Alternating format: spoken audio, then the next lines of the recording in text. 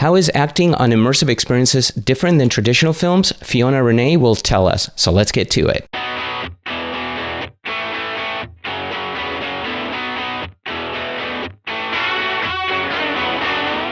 You are listening to the How to Create VR podcast, weekly conversations with VR and AR professional creators, designers, and producers. Hello and welcome to another episode of the How to Create VR podcast, where I speak with professional creators, designers, developers, and producers who work on VR, AR, MR, and cinematic VR projects. I'm Marcelo, an immersive technologist, evangelist, creator, producer, and the guy behind howtocreatevr.com. My guest today is Fiona Rene, an actress of both traditional media and immersive experiences, where she played the role of Sarah Bernhardt in the highly acclaimed cinematic VR experience, The Invisible Hours, which, by the way, I've also interviewed the director, Rob Yescombe. You can listen to that episode at howtocreatevr.com/SoundCloud. But before we begin our conversation, I would like to thank my good friends at VR for sponsoring this episode. Thanks to their support, I'm able to continue to create great content to share with you. VR allows you to easily share your 360-degree photos and videos with the entire world. Plus, they now have a VR experience that lets you build 360-degree tours easily. You can access VR through the web, mobile, and all major VR platforms. You can check them out at howtocreatevr.com/VR. Make sure you use this URL so that they know I sent you there. All right, our bills are paid, so Fiona, welcome to the podcast. Woohoo! Thank you for having me, Marcelo. This is exciting. It is. I met you at a meetup where you did a presentation on actually writing for immersive experiences, which was extremely interesting. Yeah, my focus is in acting, and we can talk about how those two things align, but HTC Vive really have been wonderful getting together a community, building a community, kind of like you, getting these people who are creating VR and playing VR and doing each side to come together. And so it's been really exciting. Definitely. Yeah, that meetup was really fantastic. And we're going to talk a little bit more about all of this. But before we jump into it, why don't you give us a little more background? I kind of touched upon the fact that you're an actress in both traditional media and immersive media, and that you've played the part in The Invisible Hours, which, by the way, everybody should try it out because it's really, I think that's really the future of interactive cinematic experiences. Thank you. I 100% agree. It's one of a kind, and it's one of the first that ever existed. So yeah, and we'll talk about more exactly how that story works and how it's different than, let's say, traditional 360 video. But how did you get into immersive experiences? Well, I kind of started out, being a regular actor, and I got into haunted houses. And haunted houses have been kind of the original immersive experience since the beginning, going into rooms and involving the actor as part of the audience. And when the monster has to scare the audience member, the audience now becomes part of the story. So we had to start kind of writing that from the beginning. After 8 to 10 years of doing haunted houses, the industry just began to change, and haunted house experiences wanted to become more like immersive theaters. And so, they were finding people from that traditional medium to kind of come in and blend what a haunted house was with what a theater experience could do. So I got into immersive in the live immersive realm. And then, I was living in London, and a friend of mine had a headset. It was an Oculus. He said, "I want you to try this game." And it was called Tilt Brush. And I got lost in this world of painting around myself for about 3 hours. Awesome experience. Oh my gosh, man. I mean, you didn't realize what space looked like around you until you really had control of the space. I have a question for you on that, because when I first did it, I was painting like I was painting in Photoshop, and then I realized, oh, wait a minute, this is 3D. Did you have that same experience where first you were doing flat, and then you realized, wait, I can walk around, I can paint all around me. This is full spatial painting. Oh, yeah. Yeah, I mean, it didn't last very long. I literally painted maybe 2 or 3 things and then walked around them completely, and I realized what I could do, and then I proceeded to paint myself a full man, 3D man. There you go. So yeah, it was really interesting starting off that way, something that wasn't about story, but just kind of opened the door to what the space could do for me. It wasn't very short after that I had been doing Mocap for a while already, and I met Rob Rob and I had actually become pretty good friends prior to getting cast in The Invisible Hours. We did a lot of voiceover work together. VR, it opens the door to all actors from any kind of experience level. And real quick, for those that don't know mocap, it's motion capture, right? Correct. And a lot of video games have been made through mocap. They capture the motion of the performance of the actor, and then they just implement that movement into the characters that, the programmer makes. But it's very different acting styles from any other medium into mocap because, you're more aware of the body, but you don't have to be. I was going to ask you about that later, but we'll jump into it since it just makes sense now. So as an actor going into the immersive media, mocap is a big part of that, right? And there's two. There's mocap and there's performance capture as well. Correct. So can you explain a little bit about what an actor should know with regards to mocap and what's the difference between mocap and performance capture? When you're being recorded for motion capture, you're in a mocap suit. And before, it was the kind of suit that you had the little, Velcro balls stuck to your body and the balls lined up with your joints, and it picked up the movement for the computer. And they would just implement that character movement into any animated character. It could be a dog, it could be a human. But then, now mocap is so advanced that you don't need the little balls anymore. They just have the suit. Whoever puts on the suit could move. And, you don't even need the suit. They have enough cameras to where they can just capture your body. And so that kind of leads into more what performance capture is. You've got 1,000 cameras lined up scanning your body and your face movements, and then they're created and implemented into the computer later. And so the difference between motion capture and performance capture for the actor really isn't that much. And we'll kind of get into this later, how the actor really has to find a commonality between all the mediums. But the performance capture requires a lot more scanning and cameras and facial recognition, and it gets down to the nitty-gritty details that VR, is now able to provide us. So mocap is still used, but performance capture is, kind of where it's at. Yeah, definitely. I mean, to me, it seems I did a whole podcast episode on performance capture and mocap, and it seems like that big difference is, one, you really have to capture the performance itself versus just the motion, right? It's not just animating the character, but it's the facial expressions in that whole... Exactly. Yeah. And for an actor and anyone who is interested in acting, I mean, the real job for us is to bring performance no matter what, whether I'm in a mocap suit, whether I'm on a stage, whether I'm behind 6 cameras, whether I'm behind 1, whether I'm in a room alone with one other person, no cameras. It is the actor's responsibility to bring full performance and full being to every single one of those moments, which is really exciting, actually. Yeah, definitely. So as an actor, do you feel that being a bit technical, understanding the technology that's out there is important today just because of all this mocap, performance capture, immersive media, and blah, blah, blah? I mean, do you feel that you need to be more technical than your traditional actor way back? I would answer that question by asking anybody from any background a question like that. You don't have the time or the space or the ability to go and research all these other things and to know all of them. You've got to focus on your craft if you want to perfect your craft. But at the same time, knowing how all of these new things that are coming out apply to what you do, that I think is pinnacle. And so for actors that are even just doing theater or doing traditional TV film, being able to go and experience some VR and talk to people who've experienced it, I would think is necessary only to get a new perspective on how that affects them as an actor. But do you need to know the technical differences of mocap versus performance capture versus real time versus AR 360, MX, XR, all these things? No, just converse with the community so you see how the audience is changing. But our job remains the same. Yep, that makes a lot of sense. So let's talk. You mentioned immersive theater before, and I want to get a little bit more into that. Maybe you can explain what that is, because that is really closer to VR, basically, right? Yes. So let's talk a little bit about that. Can you explain what is immersive theater and how is that applied from an actor's point of view into VR? That's such a great question.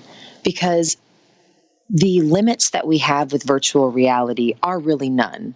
The only limits we have are the tech advances that we have right now. But over time, we will be able to create real life environment fully simulated into virtual reality. So when we look at VR, the ability of perspective mirrors our ability of perspective live, which is infinite.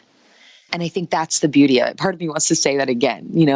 The ability of infinite perspective in VR mirrors the ability for infinite perspective in real life. And having two mediums that can do that is just, having one medium that can do that is insane. So to be able to see it mirrored onto our real life medium is just fun and exciting. And so in the invisible hours, it's the first time we're able to see the audience member really being able to direct themselves into choice with regards to the storyline. So in real life, if you're at a party and you're having a conversation and, you're getting bored, you're going to excuse yourself and find another conversation in the party maybe. And in a movie, you've never been able to do that. The director has told you had to. But with VR, getting to the place where we can make those choices and move to a new conversation. And so in traditional live entertainment, there's a proscenium and you sit and you watch just like you would in a TV or a movie. But now with immersive live experiences, the ability to go and be in a conversation with an actor and then go, I'm bored, I want to move to the next conversation, and feel the bravery and ability and freedom to do that is there. And it's the same in virtual reality. And that's why Invisible Hours is such a really good example, because you can really go in with your motive of who did it and go and figure out the way you want to go figure it out, as opposed to the way the director said you had to. But that means that every character is the lead character, and it's also the background character, depending on if you're following it or not, right? So every character must have some sort of story that intertwines with the big story. Yes. So as a character, that seems really challenging, because you've got to have your own story that you follow along. And this is obviously an immersive theater where people are reacting to you, but VR, it's the same way, except that you would have to be performing multiple different scenarios, right? Mm-hmm. Yes. And, once we get to a place where we're doing real-time VR, the doors are going to open up so much, because the actor's ability to be able to use their improvisational skills live in the medium is beginning to span out, which is very exciting. And you say the background actor and the actor kind of now sharing a space and not being so differentiated. And I think this is like the key important thing here that you mentioned, especially as the mediums continue to change and grow, is our perspective of what this background story versus the lead story changes. And so, you ask if it's more difficult for the actor. If anything, it requires the actor to continue to do what the actor's job is and not half-ass it or get away with anything. You know what I mean? Our job is to know our relationships with the other characters, to have emotional response because of those things, and to create personal, specified intent around those things. And so the writer gives us hints when they give us the script, and a lot of the time the actor has to make up all this stuff in order to make the story real for themselves. But now we're at a place where now it's the writer's job. The writer has to do all that work. What is that relationship with the writer? It seems like it's a bit different now because of that. Yes. The relationships with the actor and the rest of the production team, I think, changes drastically. From the director, the writer, the production team in general, PAs. Before, the actor wouldn't be brought on to the process until we're in production. And they only would be required in post-production for events and maybe ADR work. The areas where the actor is required now is immediately more like an episodic television series as opposed to a one-off project. Because instead of just thinking about the storyline of the movie, we're thinking about all these, what you were talking about earlier, multiple storylines and how they all connect. So To answer your question in regards to how the actor's relationship changes, some of them have yet to change in regards to technique or requirements. And if anything, have just gotten closer. They need to spend more time together. They need to get each other's opinions on things. And again, if anything, that just creates a better director-actor relationship. So in regards to the actor and the writer really spent no time together other than if you were on a comedy TV set and we were doing some improvisation and the writer was playing with some dialogue. That's in production.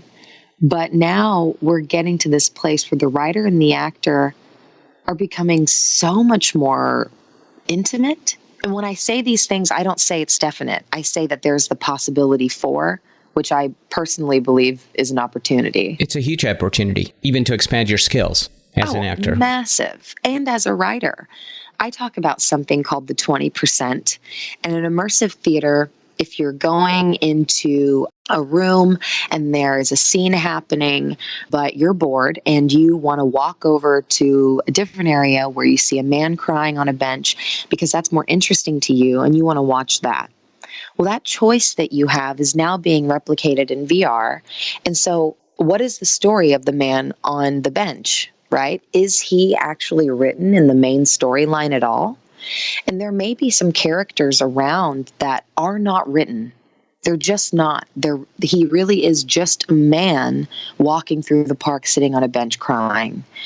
And how does the actor and the writer work together in creating intent that helps connect this story that may not have anything to do with what the original film is about?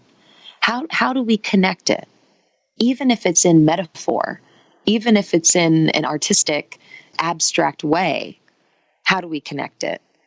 And so it's interesting. I call it the 20% because for actors in live, say, haunted houses, there was never a writer going to write that story. It was the actor's job to improvise some connection, and if the audience member asked a question, to be ready, you know? But now there's a possibility for the writer to do some of this work ahead of time, and they don't have to be on their own.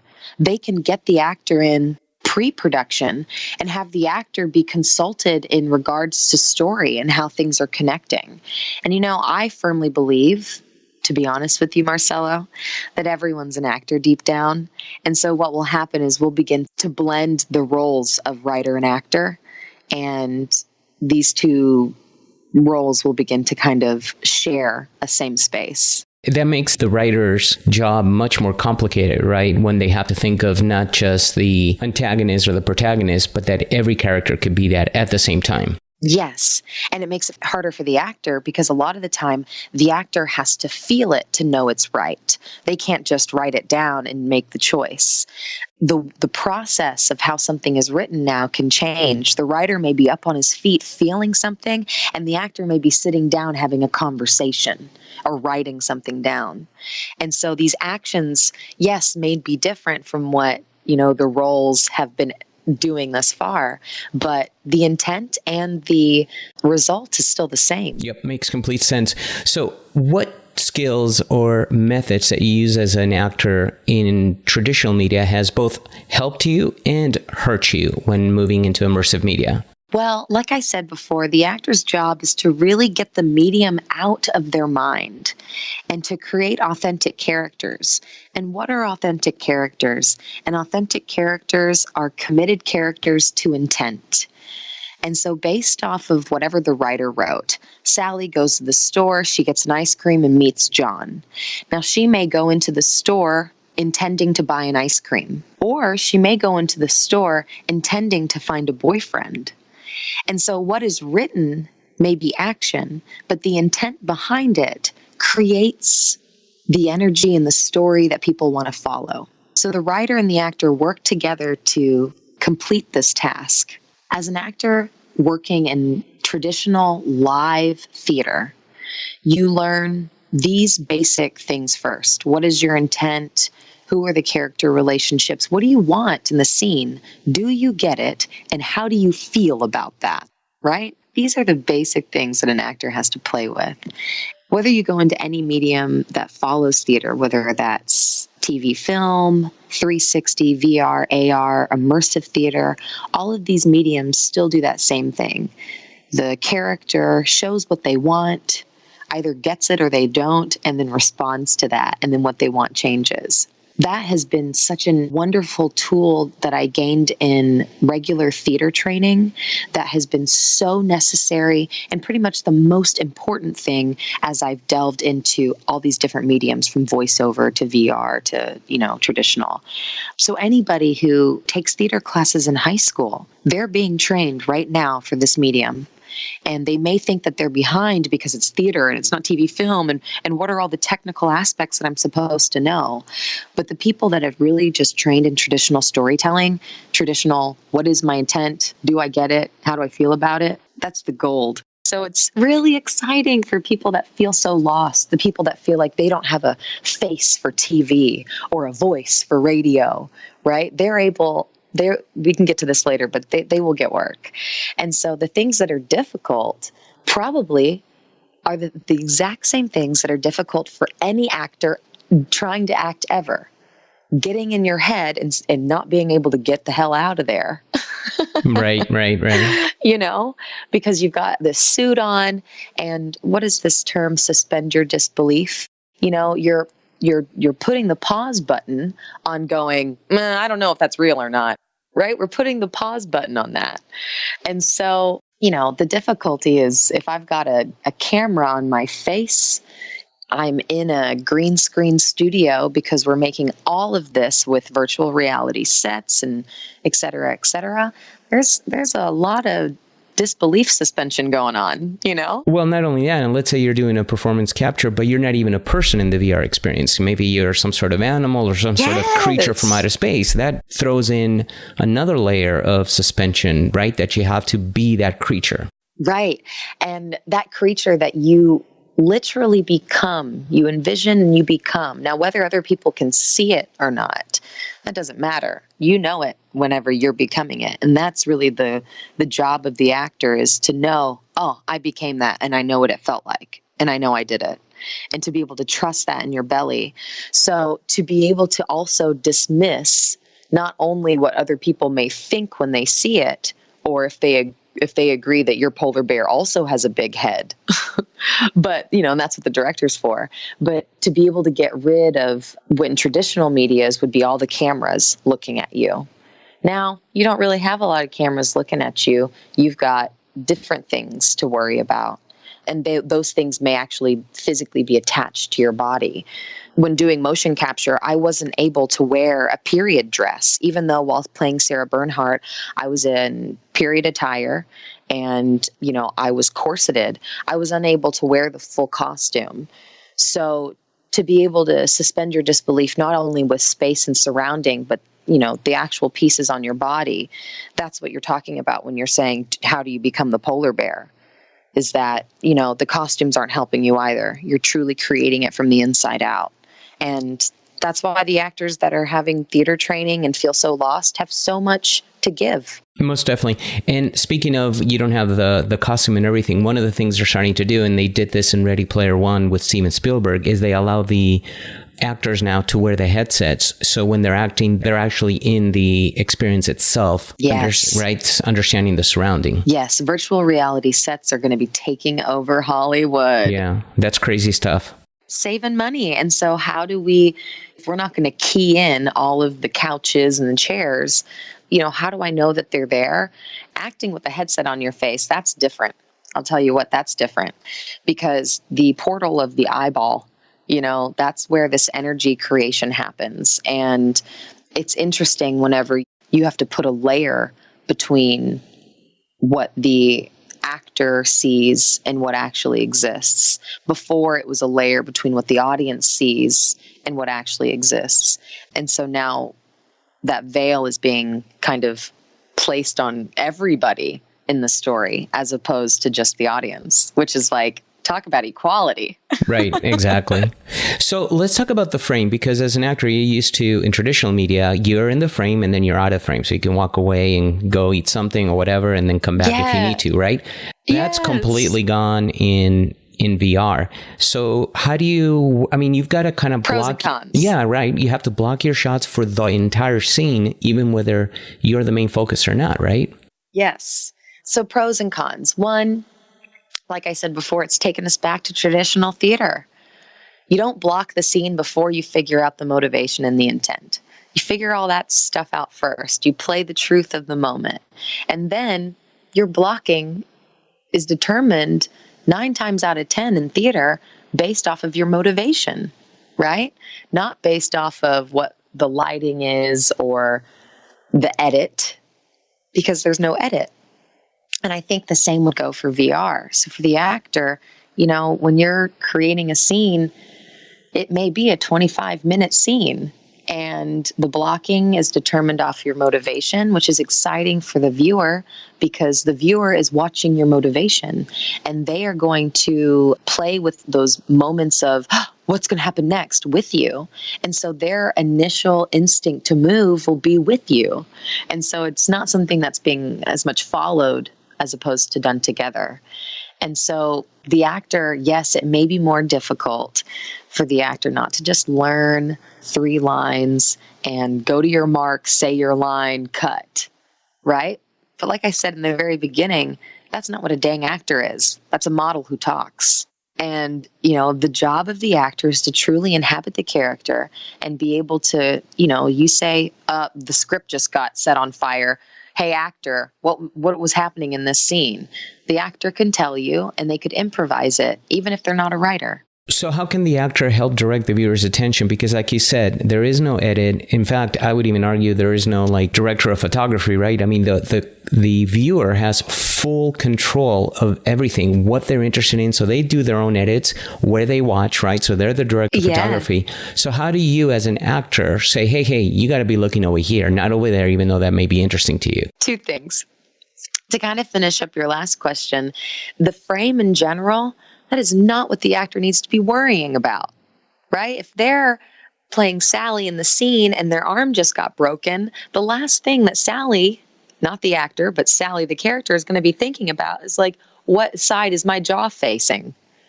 And if they are thinking that, they're sure as heck not in the moment, right? So instead of thinking about the frame, it's about the intensity.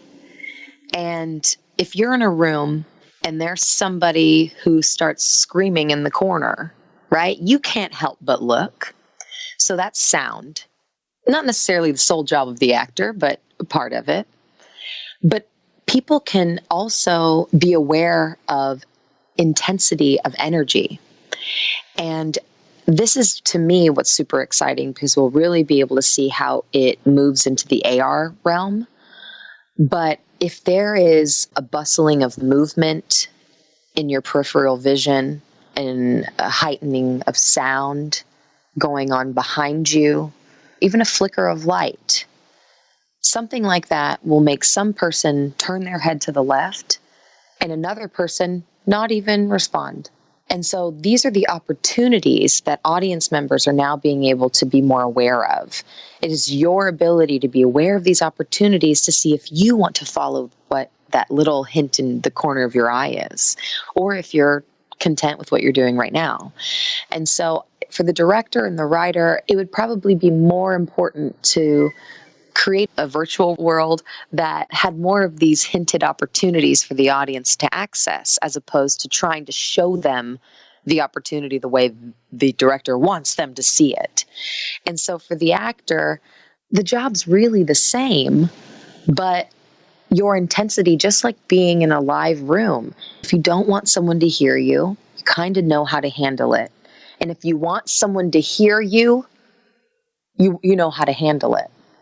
And so we kind of see the spectrum of what TV, film, and live proscenium theater is in one medium, right? TV, film is, there's some secrets. They don't want anyone to hear, so I got to go up closer. Theater and live proscenium is like, I see something way over there, and I can stand right here and watch it.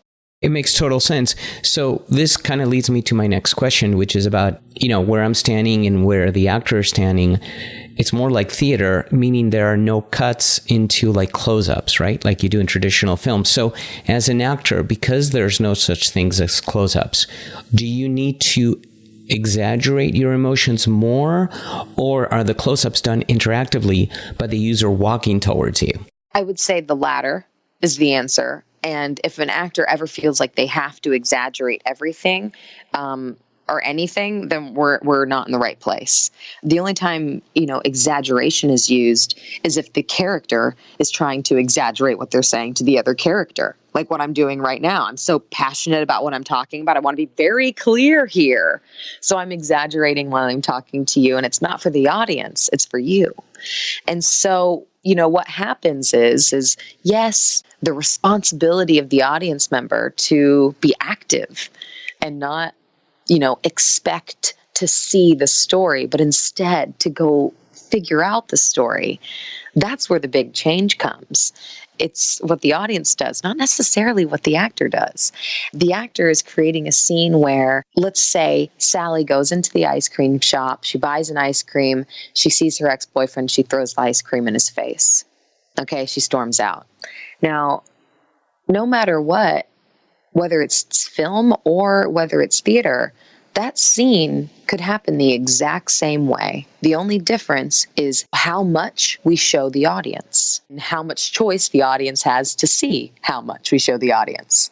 So we have two scales here, and how much we choose to let them see and how much they have choice in seeing that. So in TV film, we may show 70% of the scene and we show it from 3 angles. But in VR, we're going to show 100% of the scene, and we're going to show it in all angles. So for me, the actor isn't doing more work. The work really comes down to, director letting go of things and understanding more things, and writer doing the same.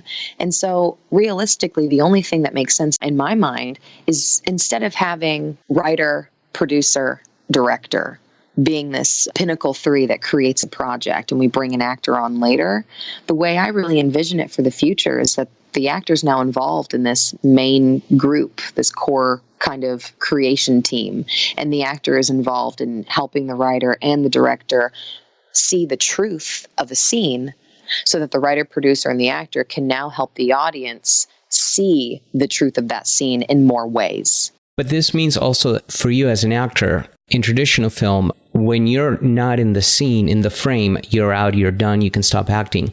But in VR, now you have to basically be on all the time until that scene is fully complete, whether you're the lead or not. Yes!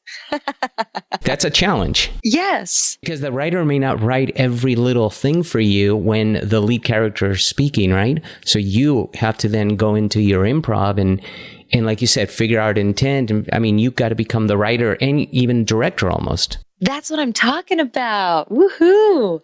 And that's what I mean whenever I'm saying we share these roles.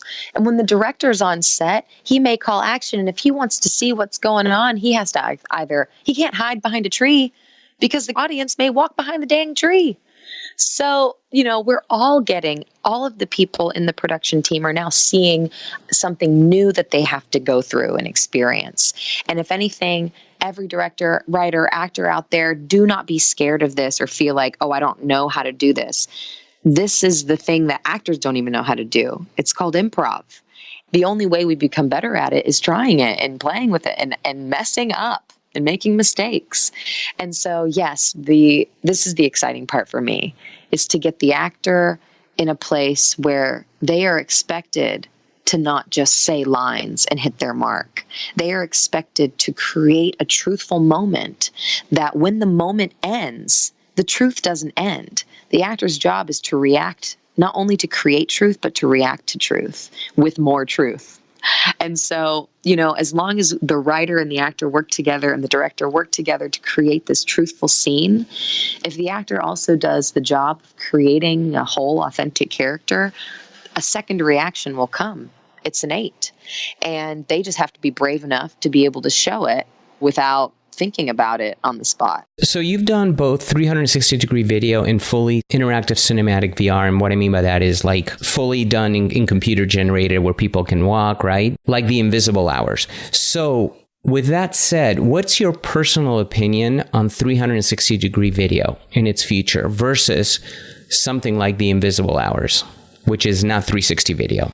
Totally. And there's all these middle grounds in between of things that do have edits or do have, but if this is our spectrum, I'll be honest. I'll be honest with you, Marcelo. All I want is honesty from you, Fiona. That's all. When I first experienced 360, I was like, it's a fad. It's like 3D. It'll just go out of style, right? And I don't believe that now. And it took me some time and experience of, the other end of the spectrum to kind of see where I thought they were really going to go. Now, I believe that fully interactive cinematic VR is the future of entertainment and education. So people will always want to sit on their butt and watch TV. I mean, there will be times where even if you want to experience all the things, we do feel lazy. Right. And we want just want to veg. Right. Yeah. We want entertainment that's just fed to us as opposed to doing any work. That will always exist. 2D film and TV will always exist. 100% agree with you. Right. But at the same time, we also have a race of humans that are hungry for experience, and they cannot experience all of the things that they want to in one lifetime. And now we have an ability to do these kinds of experiences in our homes. And so I think that's the future of how humans, one, stay human, and two, evolve into whatever we become.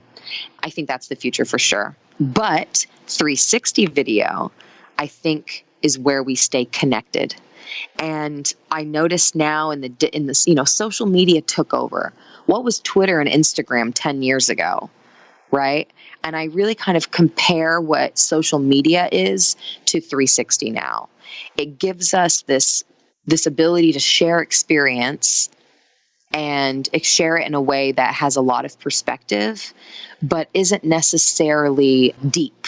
You know what I mean? It doesn't get personal or deep, which is very much like a Facebook thread, right? As deep as you want to make it, you're not in my house. It's not personal. It's not as connected as, say, a VR experience or a Skype would be, right? So if we're looking at these kinds of, different languages or mediums, I would compare 360 to be something that, now whenever I share a video with you, I won't be sharing some 2D video. I'll share my experience of something with you. We're already seeing it with like panoramic pictures, things like that. But you see 360 pictures and video on Instagram now and on YouTube, and you can pull your phone out. You don't need the goggles and you can still experience it. So as technology advances, I think 360 will be something that's, kind of like a text message. Yeah, definitely. And I want to actually bring up one thing that you mentioned, and you said education. And the reason I'm going back to that is because I think this is another huge avenue specifically for VR, but that actors should look into, right? Because I think there's going to be plenty of jobs for actors in the VR education realm. What's your take on that? Yes. I mean, there's two questions here. One, education, and two, jobs for actors. Right? Exactly. In regards to education, I could talk about this all day, Marcelo. Experience is what teaches people. There's no chalkboard or, algorithm that no matter how much you prove something to me, I'm going to have to discover it for myself 9 times out of 10 to really freaking believe you. And so to be able to have something where people can experience things for themselves, to go, oh, I'm bored. I don't want to watch this anymore. I'm going to get up and move and go watch something else.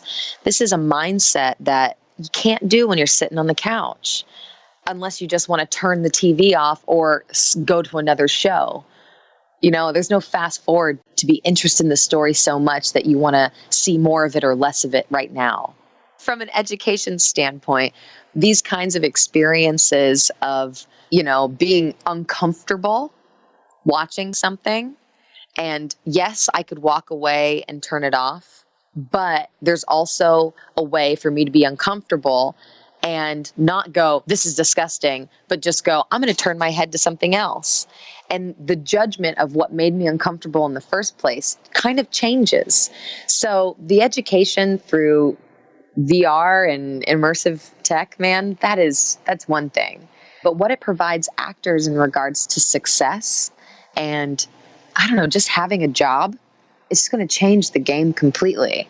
Because people right now are in school going, well, I want to be an actor, but I can't because blank, blank, blank, blank, blank, blank, blank. And now with these mediums and new purposes for the mediums, and not even new, entertainment is supposed to educate people anyway. But, new purposes that are more realized now. It doesn't matter if you're big or small or short or tall, or if you have a weird accent or, any of these things, because there's going to be a place where it's going to be used. Or it doesn't matter.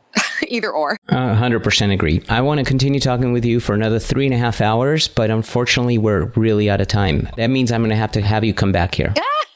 Because we could literally talk for so much more. I mean, I've got so many questions I didn't get to, actually. But that's okay. This was really fun. Before I let you go, I do want to ask you one last question, which I ask all my guests. Describe VR 5 years from now, how you wanted it to be. Ooh, VR 5 years from now is probably not very different in regards to anything other than accessibility. That's how I really see it. VR 5 years from now, I think, is going to be in the same place of chugging away, churning to find story, looking for new perspective, finding new discoveries. I think where we are now will still kind of be in that place in 5 years, but there will be a huge difference with accessibility. And one of my favorite VR experiences is called Recreational Dreaming. It's done by my friend Donald Dunbar. And to be able to have something so simple, a little game so simple that is accessible to someone who is poor, here we go. Let's do this. Oh, yeah, 100% agree with you. I think accessibility is the key to VR for people that don't have access to certain things, certain resources, certain places. They'll be able to experience all that in the future. So I'm with you. I really want to thank you for being here today. It was so much fun speaking with you. We got to do this again. Dude, thanks for letting me blab on about all of it. It was awesome. So, hey, give a website, URL. Do you want to give email, Twitter, whatever you want? I'm always down to connect. So you can find me kind of on any platform at Fiona Rene, FIONA RENE. And I respond best probably to Instagram. Fiona, thank you so much. And to the rest of you, I'm glad you were here with me. If you enjoyed this podcast, please remember to subscribe, leave a comment, and like us on iTunes or SoundCloud. For more episodes, check out howtocreatevr.com/iTunes or howtocreatevr.com/SoundCloud. If you'd like to watch video interviews and how-to tutorials all about immersive technologies, please subscribe to my YouTube channel at howtocreatevr.com/YouTube. If you are ever in the Southern California area, we have a monthly meetup with lots of great VR and AR presentations. You can join or RSVP for our next meetup at howtocreatevr.com/meetup. Finally, if you are interested in learning more about how to create VR, AR, MR, or cinematic VR experiences, please visit howtocreatevr.com. So until the next episode, I'm your host, Marcelo Lewin. Cheers, everyone.